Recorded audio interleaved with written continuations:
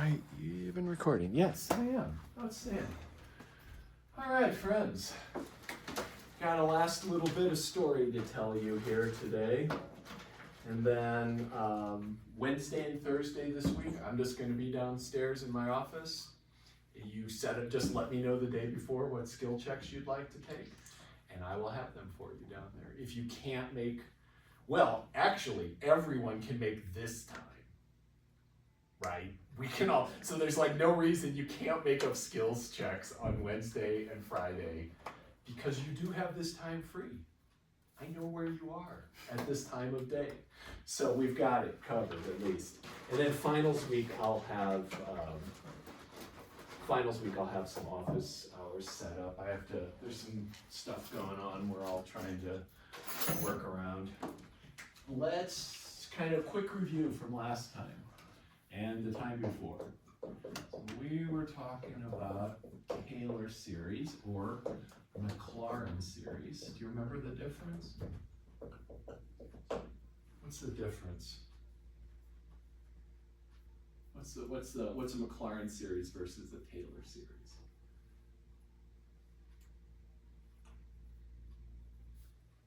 That last lecture stuck pretty hard, huh? All right, so this is a Taylor series centered at 0.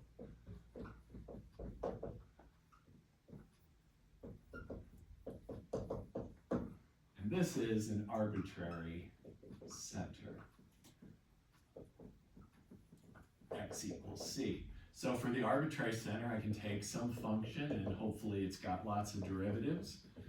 And I can evaluate it at a point C and then its derivative at a point C, x minus C, plus second derivative at C over 2 factorial x minus C squared. On down the way. I would have that ready. Let's in fact actually do a practice one to get warmed up on this again. So, fine, and I gave a step-by-step process for this. Find the Taylor expansion for, and I'm going to give you a function, f of x equals x to the negative first at x equals 1. So I made life pretty chill. What's step 1 in this process? What was step 1? Derivatives, yeah, there we go. Derivatives, take a bunch of derivatives. So look for a rhythm in the derivatives as well. Let's crank those out. Let's do that. I hope you can do that.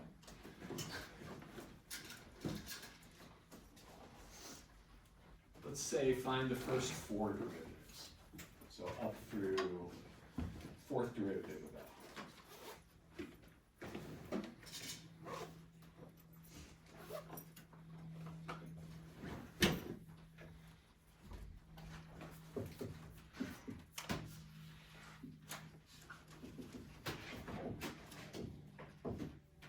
And as you bring those exponents out front, maybe keep them as a product as opposed to doing 2 times 3 is 6. Leave it as 2 times 3 if you see that.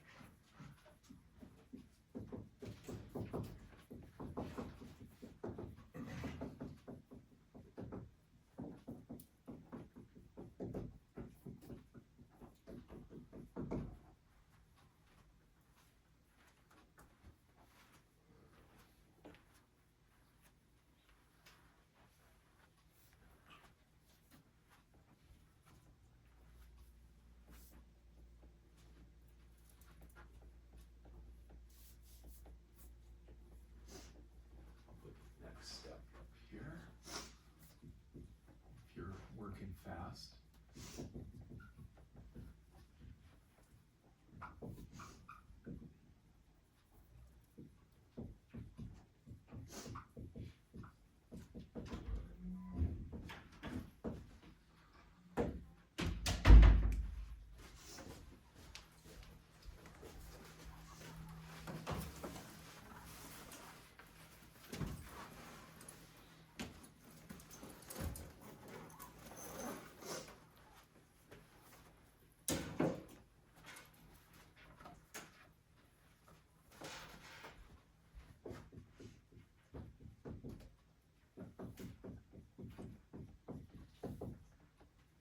sanity check on the first two. Notice how I'm keeping that product out in front.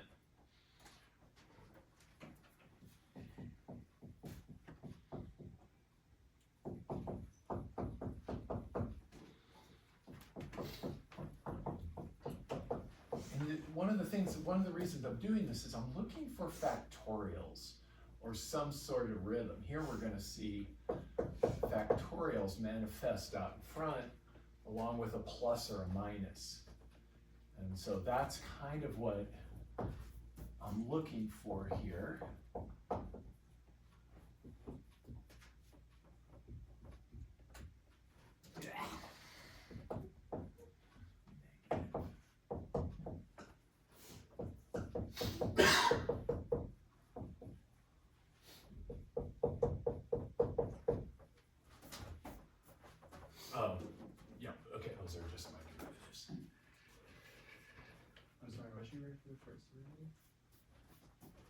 One factorial. I just put a minus one factorial. Yeah, it does look a little weird, but it's a minus one factorial. Just because I was starting to do factorials here, Quinn, and I could even, if I wanted, put a 0 factorial there if I wanted, just because that's one. Just in terms of thinking about looking for these lovely rhythms. So let me ask you something. If you're buying all this, what would that 100th derivative be?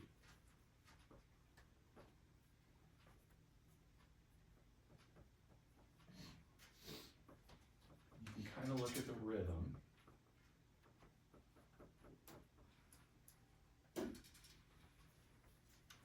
So, negative 99 factorial? So let's just, you're definitely thinking the right way, but when we've got fourth derivative, we had that 4 factorial out in front, right? And when I had third derivative, 3, there was a minus 3, but the 3 factorial.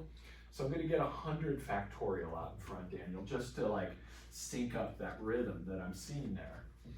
Is it going to be, and 100, I gotta tell you, 100 factorial is probably bigger than all the things in the universe combined possible. That number's insane. Does a plus or a minus go in front? Plus, how come? Because it's even, yeah. So notice how the even ones, the even derivatives have pluses in front. So it's a plus. And then what's the power on the x? -1. Beautiful. Nice. So we can crank out. Now we've got the rhythm. We own every derivative. I don't have to keep doing calculus at this point. Now I'm using pattern finding skills. Any questions on that? Let me ask you this, just before we go ahead, what's 1 to any power? 1. Good stuff, because that's going to be great when I replace x with 1. Because what I said was do the center at x equals 1. So I'm going to evaluate, this is step 2, take all your derivatives, including this one. This is the 0th derivative. That means you haven't taken a derivative, it's just the original. So when I put in 1, all these x's just come to 1. And all I've got is 0 factorial. F prime at 1 is -1 factorial. And that does look weird, Quinn. That does look pretty odd. F double prime at 1 is +2 factorial. F3 at 1 is -3 factorial. Let's just go here. And we could keep on cranking. I'm going to crank because I can, because it's so easy. -5 factorial for that, dude. That's the hard part. That's literally the hardest part. Finding the derivatives, doing the calc 1, finding the rhythm, that's like part of the hardness. And then that should be pretty chill at that point. And then we go to step 3, which is use this formula that I had up here. So let's put the formula in. 3, write the expansion. So here again, we have c equals 1. And we're going to take our function f of x, which is 1 over x. And that is equal to f at 1. So now I'm replacing the c with 1. plus f prime at 1. And I put over 1 factorial just to keep that rhythm, but that's just 1. And then I have x minus 1 to the first power. Look at all this thing syncing up. Power matches the factorial, matches the derivative level. It's pure coincidence that that 1 is there. We just chose that as the center. F double prime at 1 over 2 factorial, x minus 1 squared. And so if you see what I'm doing and you understand it, go ahead and plug in those values that we found. Fourth at 1 over 4 factorial.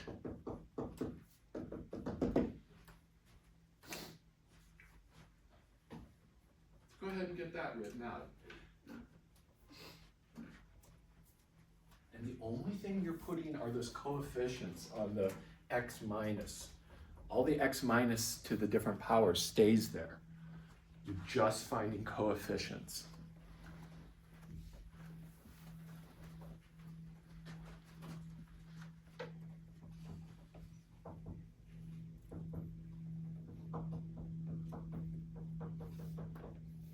And I chose this one because I knew it would be super pretty.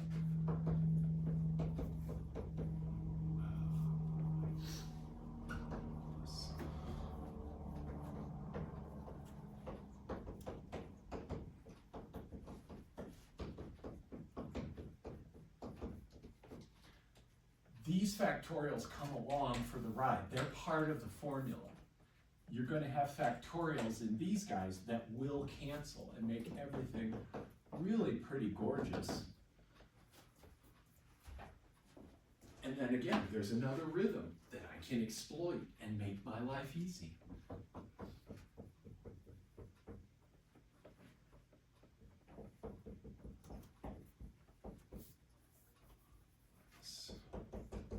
All those factorials actually cancel with the factorials that exist in the formula itself. Now I'm just going to extrapolate because I got the rhythm.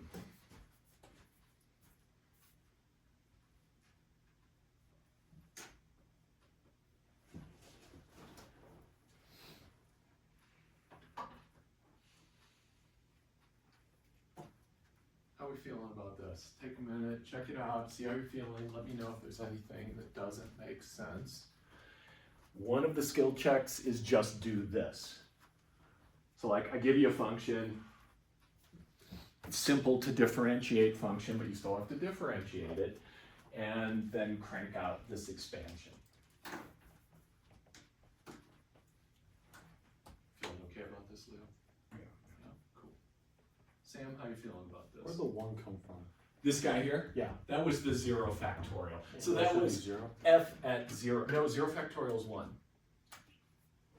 0 factorial is defined to be 1. It just works out better mathematically. Okay. But yeah, if you put 0 and you thought 0 factorial 0, at least you knew it was 0 factorial. But that is a 1, my friend. Yeah, Okay. unfortunately. Okay. It works out in all sorts of other ways. There's other math that makes that, make sense, but it doesn't make sense the first time you hear it. Okay. It sounds insane. I will admit, it does sound the same. You did. Indeed. Truly it does. So that's good. I'm glad you're awake. Because that's crazy shit. But it is 1. Okay. So that's where that 1 comes from. Okay. Does that sound okay? Yeah. All right. So now, this is just a different way to write 1 over x. It's a terrible way to write 1 over x, but nonetheless, we can do it. And we could test this thing out. This series, if I let the infinite number of terms exist in my mind, they can't exist anywhere but my mind. But if I assume that this goes on forever and ever, this is a perfect equality. But if I want to truncate this and grab an approximation using a finite number of terms, this becomes an approximation. And so I'm going to put 1 over x is approximately this, and let's just do this minus plus, and then eventually we'll end up at maybe say x minus 1 to the nth. So with a finite number of terms, give an approximation. And there's another caveat to this approximation.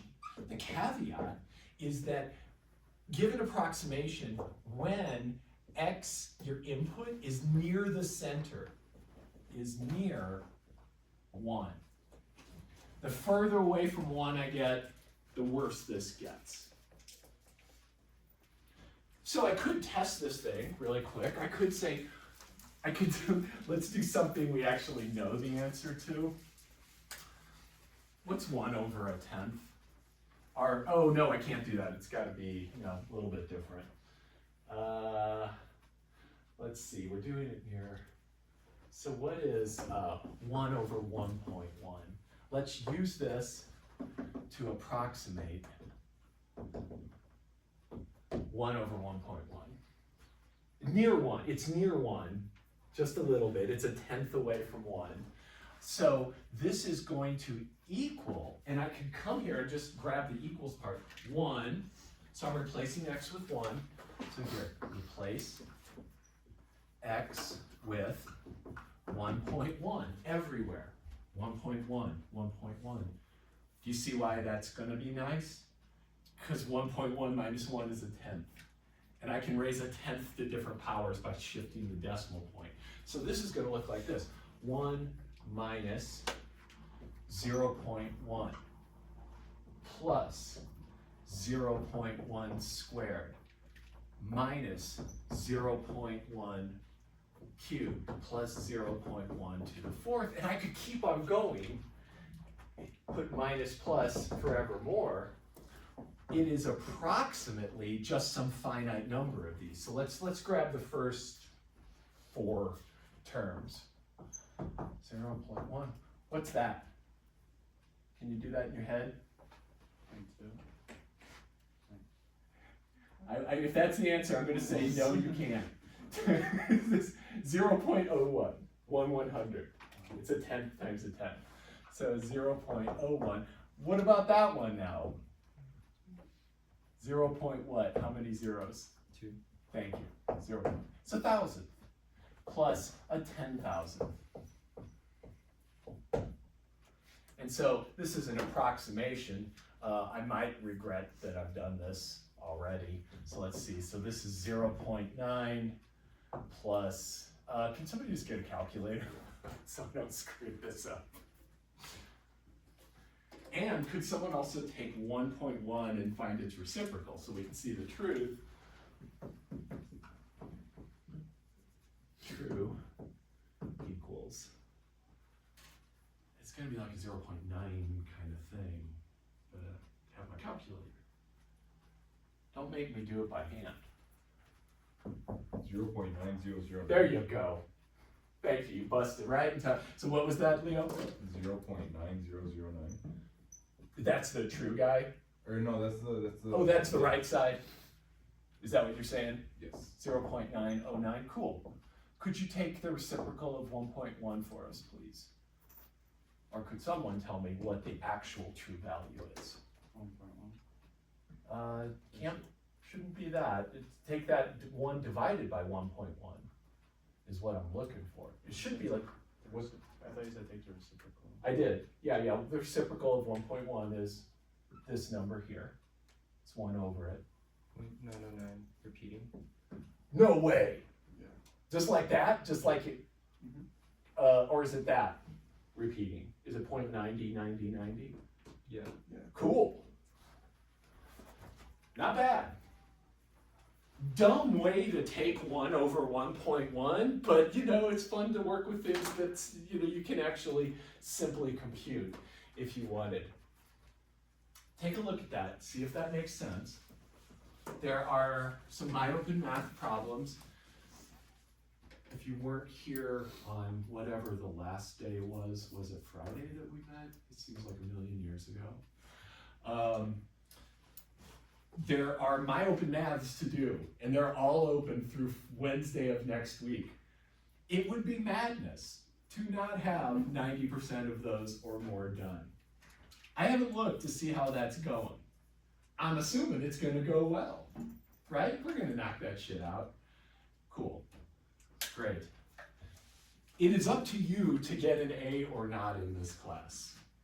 Everyone can. So like, let me tell you one thing. In the grade book, you'll see there's like this whole portion of stuff like pre-class work and all this kind of stuff. You're just all gonna get a perfect on that. That's just, that just didn't happen this semester, so why would I penalize you for like 2 assignments that you maybe weren't even here for, right? Because you joined late. So that part, don't worry about that. That cannot hurt you. What you need to focus on are skills checks. If you want an A, you get all but one of them in each category. If you want a B, it's a whole lot easier. B is pretty doable. I think to get a B, you only need like 4 of, I don't know, go look at it, it's all in there. But a B, and a C is like, you just, like you showed up for class and like fell on your paper and smeared it, and you can get a C that way. You woke up like, what? What happened? It's like, you got a C, you can go. You're good. All right. So let's take a look at some of the Taylor series. These are Maclaurin series that you want to know. Maclaurin series that make the world happen, essentially. And we did these last time. I'm going to put them up again. We've got e to the x.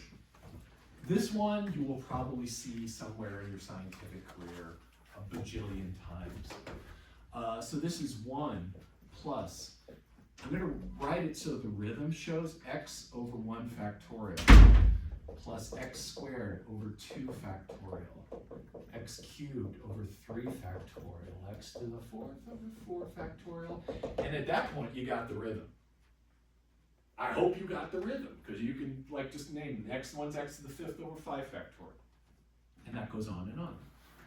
And then we had sine of x was x minus x cubed over 3 factorial plus x to the 5th over 5 factorial minus x to the 7th over 7 factorial plus minus ever more. What's the next term? What's the next term in that? No.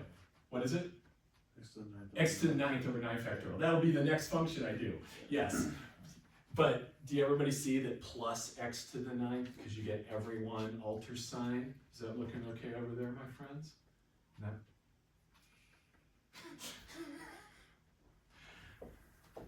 Cosine of x. If you don't remember it, Leo, if you don't remember cosine of x, you knew it was coming. How could I get that series from this one?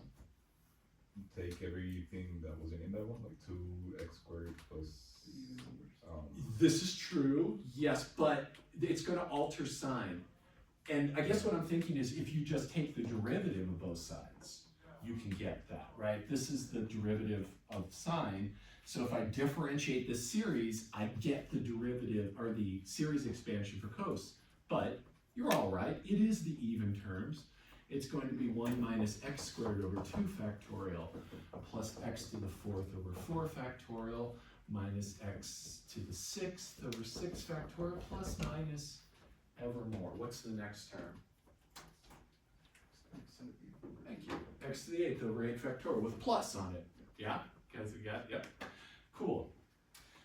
Let's talk about what this is again, because I don't know that I made a big enough deal about what a Taylor or Maclaurin series is.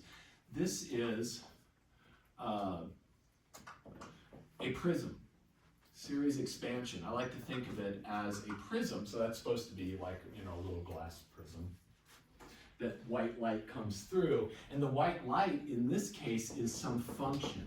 And this breaks it into basic powers of x. So it tells you how much of a constant is involved in this function. How much x, how many x squareds, how many x cubes, and so forth.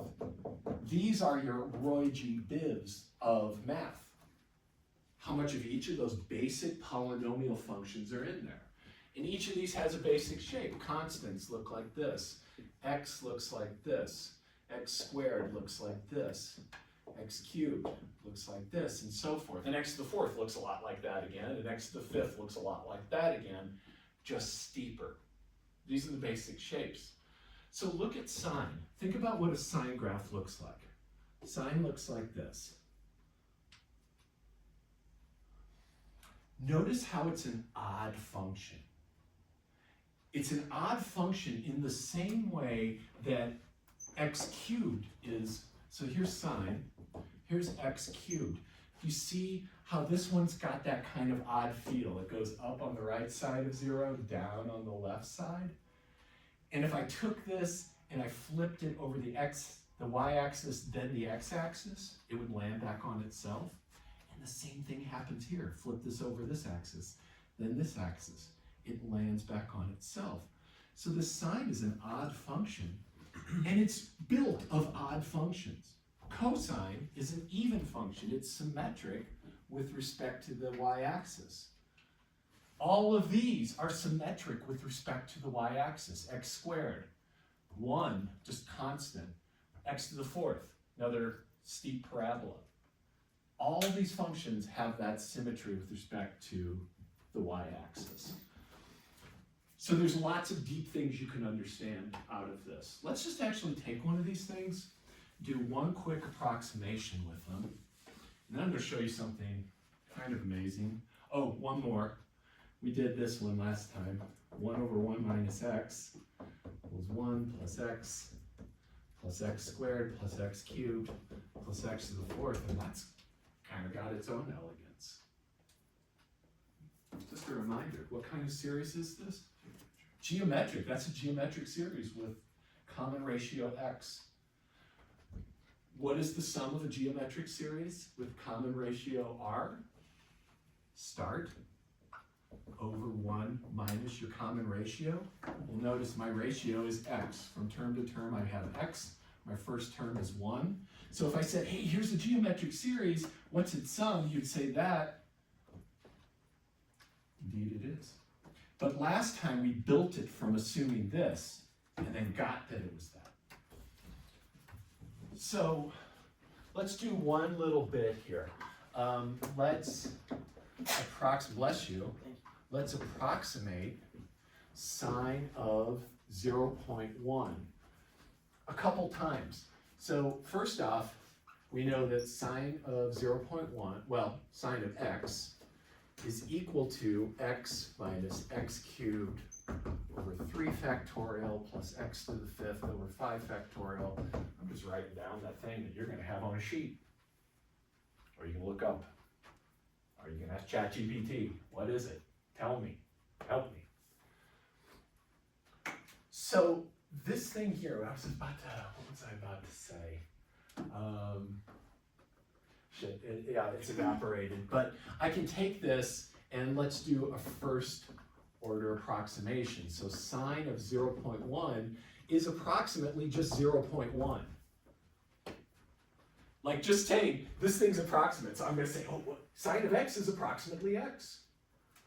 When x is near the center. What is the center here? What is the center of this series? 0. 0, yeah. So the center equals 0. So it's a good approximation near the center. And that's what we got here. Actually, could someone really quick just take a calculator, make sure it's in radian mode, and find sine of 0.1 for us? So the true value of sine of 0.1, true,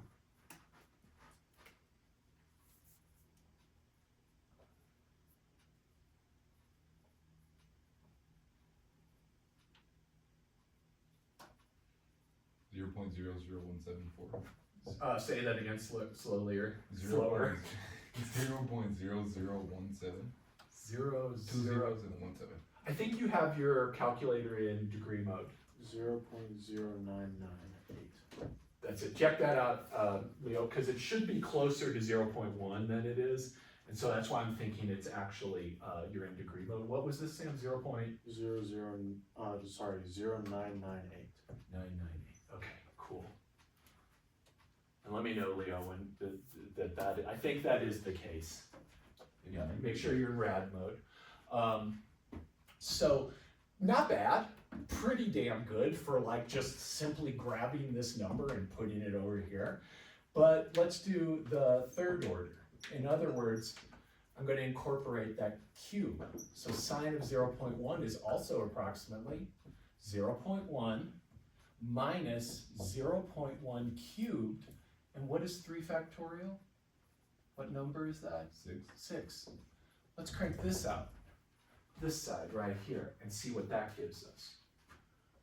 So I'll do like a little bit of math here. So it's 0.1 minus 0.001 over 6. That I can't do in my head, even if I wanted to. And I don't want to.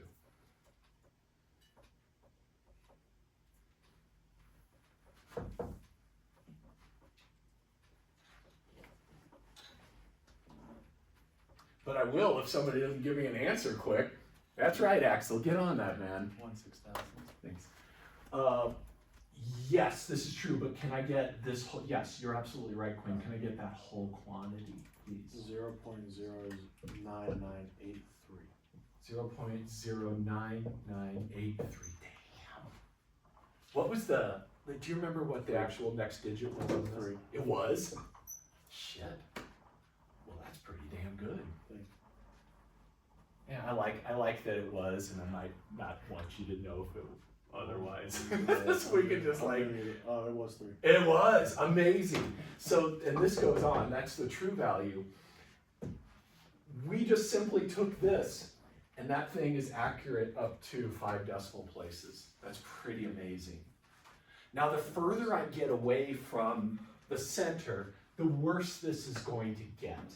For example, let's do this just so you can see, but far, and far is an arbitrary term, far from the center, it's a garbage approximation. And that's a technical term, not really. So let's, for example, sine of 1 is approximately, let's do it, 1 minus 1 cubed over 6. I'm just grabbing those terms and replacing x with 1. And shit, I can do that. That's just 5/6. Could someone give me the true value of sine of 1 in radian mode? Be careful. Should be like 0.7 or something. 0.8414. So this is true. Is, what was that, Daniel? 0.8414. 8414, cool. And what is 5/6 in decimal form, please? 0.83. 0.83. Okay, I got a little carried calling it garbage. But you don't want to like do surgery with that kind of approximation, you know? You don't want your robot that does surgery to approximate sine with this, or shoot at whatever you're going to shoot into space. So just wanted to give you an example of all that. Any questions at all on any of that? Because now I kind of have like the coup de grace that I want to show you for the class. We might end early, and that's okay. Because I've really just been waiting all semester. Oh, I might show you a few other things with this guy. But I'm going to show you something pretty beautiful right now. So, amazing relationship between the 5 most important numbers that we know of. The 5 most important constants. And those constants are 0. First one. 0. When people first proposed the idea of a number that represented nothing, people were upset. The idea of nothing just is a weird idea in general. And so people thought, you know, I'm sure somebody thought this was evil or some shit like that. And probably somebody got burned at the stake for talking about 0. But this number is ancient. We actually have seen this now on a Hindu temple, somewhere at the top of a Hindu temple, thousands and thousands of years ago. The Hindu culture, I mean, they actually had a sense of like almost infinity way before we did, but they had this idea of zero. Without zero, I can't write 10. Without 1, I can't write 10. So what is it when you have nothing? Well, you've got something, and that's 1. And then like mystically, these numbers have some mystical content. Nothingness versus the 1, the whole, everything, all together. So we've got 0 and 1. We've also got E. That's a good old calculus number. I hope you have some affinity and a love for E. I mean, if nothing else, it's the easiest fucking derivative in the world, right? That tells you that something mystical is with E and calculus, the fact that that doesn't change. So E is this amazing number, and I hope you know that one. Pi, there's like a day. March 14th is Pi Day. I'm not a Pi fan. I don't like, I mean, I love pie, like eating pie, you know, like blueberry pie, peach pie, killer. Pi Day, I don't know. I get grumpy about Pi Day, but E, that's a good number. That's my favorite. I'll take him over Pi any day. But they're both incredibly important. This is all things circular, and circular even in the most abstract ways. And then there's one last one. What's that one?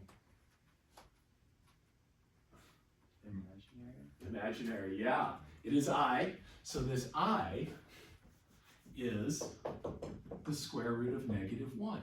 It's defined to be that way. And much like 0 factorial is 1, this is a weird thing that we kind of have defined. I squared is what? What happens if you square both sides here? -1. Cool, let's do a few things. I cubed is I squared times I. I squared is -1, negative I. I to the 4th is I squared times I squared. Well, that's -1 times -1, just 1. What's, so this is, so we have here I to the 1st is just I, that's not surprising. What's anything raised to the 0? 1. Little too much of a lag there, too few people mentioning the answer to that, so thanks, Daniel. So what is I to the 5th? Let's put this here. So wait, so I to the 4th was 1 again. What's I to the 5th? I. It is. How'd you get that, Sam? I to the 4th times I. Exactly. You got the rhythm. I to the 4th times I to the 4th is 1, so it's just I. And then I to the 6th, what's that going to be? It's this number times I, -1. And then one more, I to the 7th, is this times I on both sides? Negative I. So look at how you've got this strange thing going on. I has 4 states that you can achieve. So you got 1. If you multiply by I, you get I. Multiply that by I again, you get -1. Multiply that by I, you get -I. And -I times I is minus -1. +1 you get back here. It cycles in these 4 values over and over again, which makes you think there's something trigonometric possibly happening here. There's this cycling that goes over and over and over again with the powers of I. And in fact, that is true. And it's much deeper than we can ever imagine. So Euler proved this identity that we're about to see. And once you see this, I hope it's something that sticks with you. So what we're going to do is we are going to take e to the ix and figure out what it is. So x is going to be just any real number. So x is a real constant. And how am I going to do this? Well, I'm going to go to my formula. I'm going to use the Taylor expansion. So the Taylor expansion says, let me show you how to get this a little slower. So it's this, plus this, plus this. And that's that formula I just wrote on the board. But I'm replacing this with something else. So really, if I have e to something, here's how I can compute it. No matter what's in there, I can do that. So I'm going to replace that box with ix. So e to the ix is 1 plus ix plus ix squared over 2 factorial plus ix cubed plus ix to the 4th. So let me stop. Make sure you're following this. I really want you to follow this because it's really amazing what's going to happen. And you'll probably never see this again unless you become a math major or something. Who knows?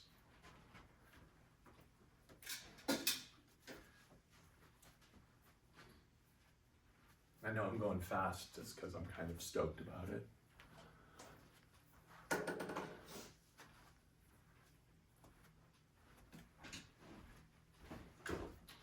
So, is there any questions on any of this at this point?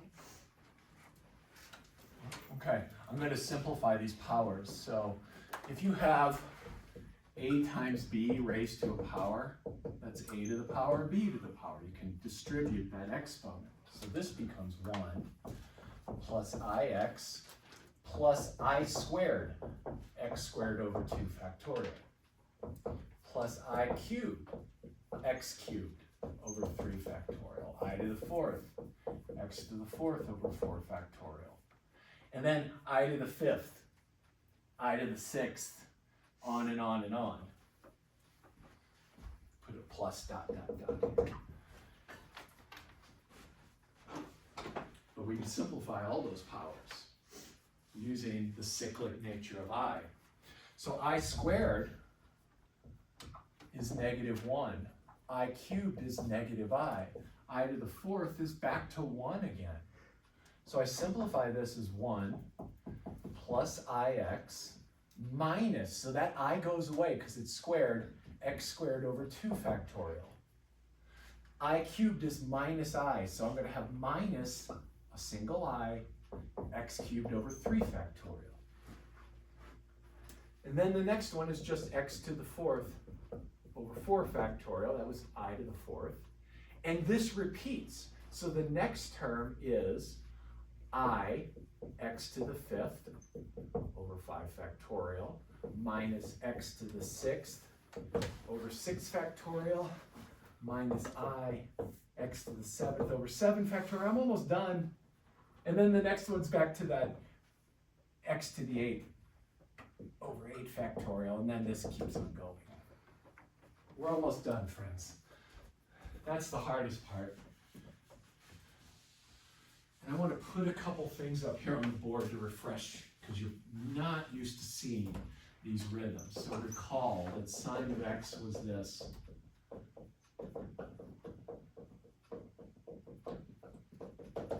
And cosine of x was this.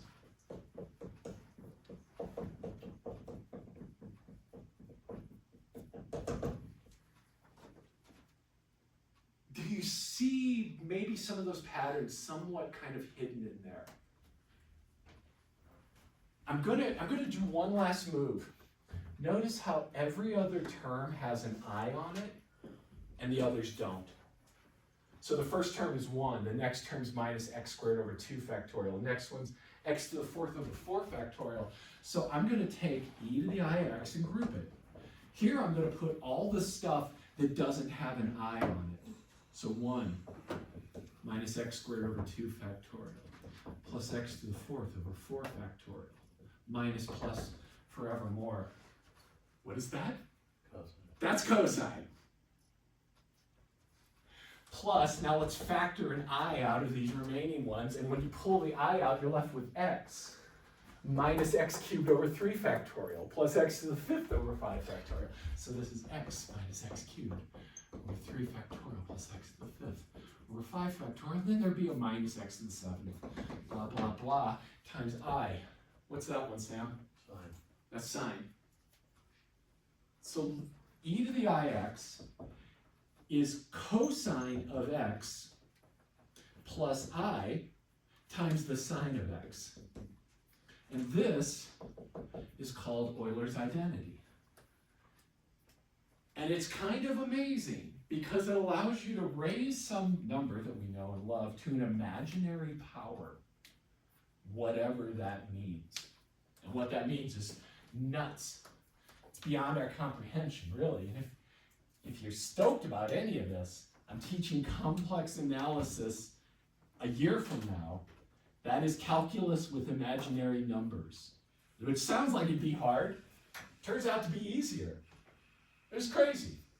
Turns out to be a lot easier. Sophia will be in there. It'll be awesome. We're going to have a good time.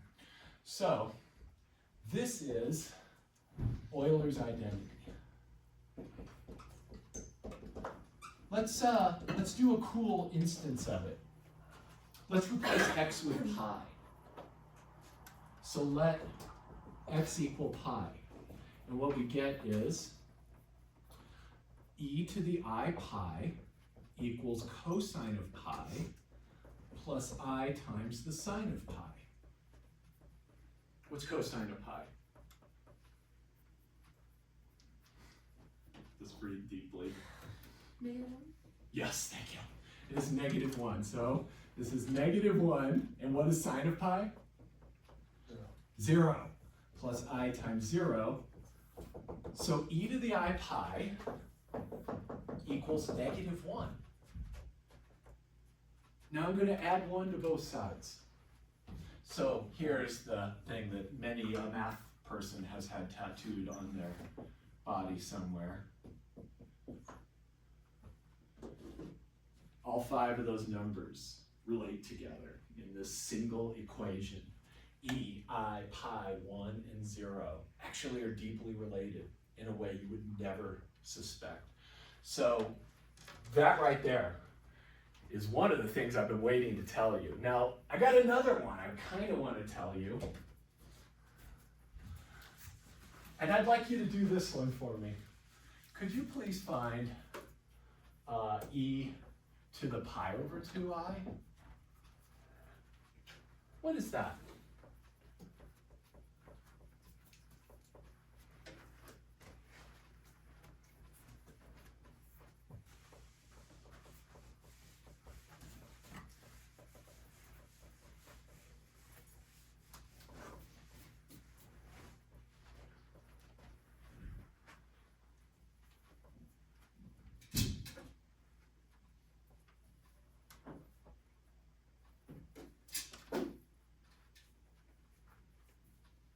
Now you're stoked about complex analysis, right?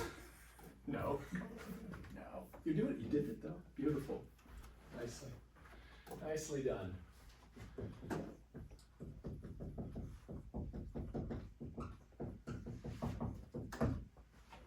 Plug in the pi over 2 for x into that Euler's identity.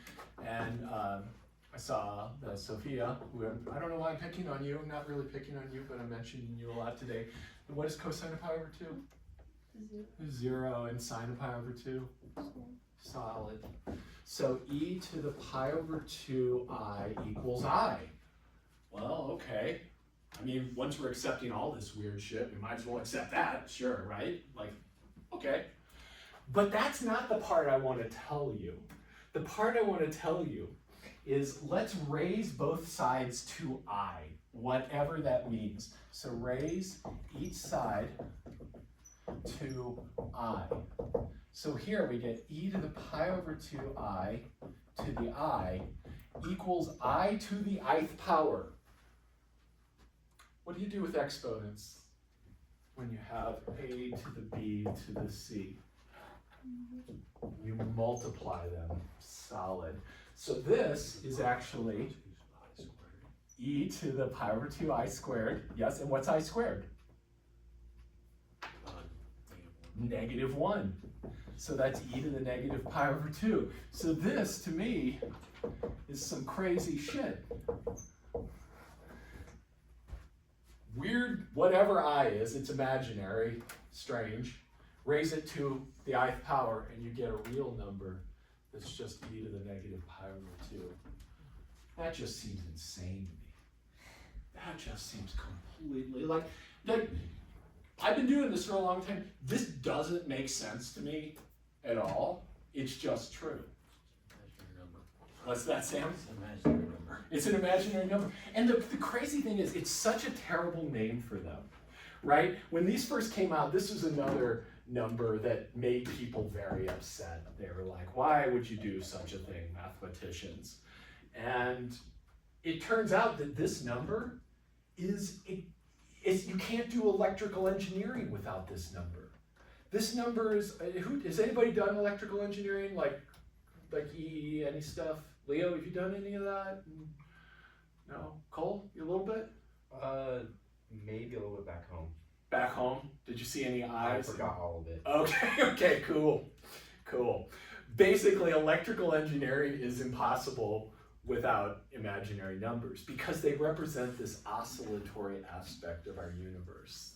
As you saw earlier with the powers just cycling around and around. So they're called imaginary, but it was the worst name they could have ever figured out. They're just weird, but they're not, they're very real.